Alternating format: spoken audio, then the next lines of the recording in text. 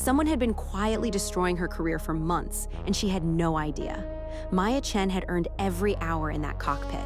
12 years of perfect records, 0 complaints, a reputation so clean other pilots asked her for advice. Every Thursday morning, she flew the same 45-minute regional route, and every Thursday, the same quiet man sat in seat 2A, booked under a company name she never thought twice about. He never asked for anything, just said thank you when she landed smooth, and meant it. What started as small talk became real conversation. He asked about her route, her training, the way clouds behave at 6,000 feet. She told him things she never told anyone. Up there, no audience existed, no performance, just 2 people in open sky. She did not know his name was Daniel Holt. She did not know he owned the company on his ticket. And she did not know that his ex-girlfriend, the airline's operations director, had spent 4 months writing lies into her file, one quiet report at a time. But Daniel was about to find out before she did. He had been reviewing department files when he saw her name, then the dates, then the pattern. 6 fabricated performance concerns, each one clinical enough to look real, each one signed by someone who smiled at Maya in the hallway every single week. His stomach dropped. He knew what a license review meant.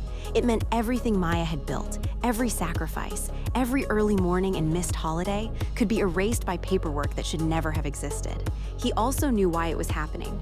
Renata had seen them talking after a flight 3 weeks ago. One conversation on a tarmac. That was all it took. Daniel called his attorney that same night.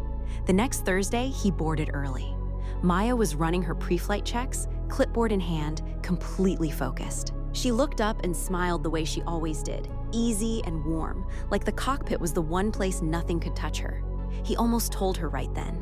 Instead, he sat down, buckled in, and decided he was going to fix this before it got any closer to her.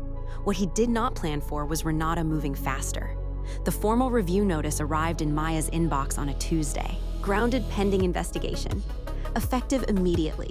She read it 3 times, standing in the crew room while everyone pretended not to notice. 12 years. Gone quiet, like a light switched off. She did not cry until she got to her car.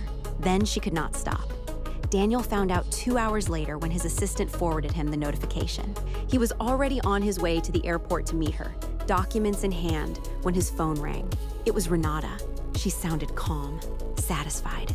She told him he should stay out of it, that it was a professional matter, that Maya's record spoke for itself, which was almost funny given what Renata had done to that record. Daniel let her finish. Then he told her he had printed everything, every report, every timestamp, every email where she had coached a junior manager on what language to use. He told her the airline's legal team would have it within the hour and that he had already contacted the aviation authority directly. Renata went silent for 4 full seconds. He hung up.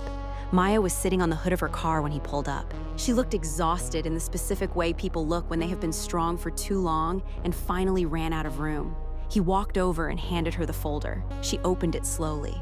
Read the first page, then the second. Her expression shifted from confusion to understanding to something that looked almost like grief, because seeing it written out made it real in a way the review notice had not.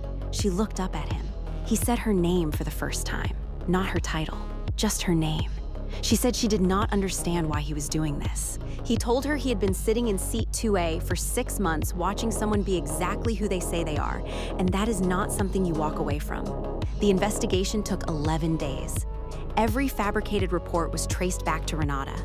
3 junior staff members confirmed they had been pressured to sign off on concerns they had never actually raised. The airline's board voted to terminate her contract on a Friday afternoon, and by Monday morning, a formal letter of clearance had been placed in Maya's file.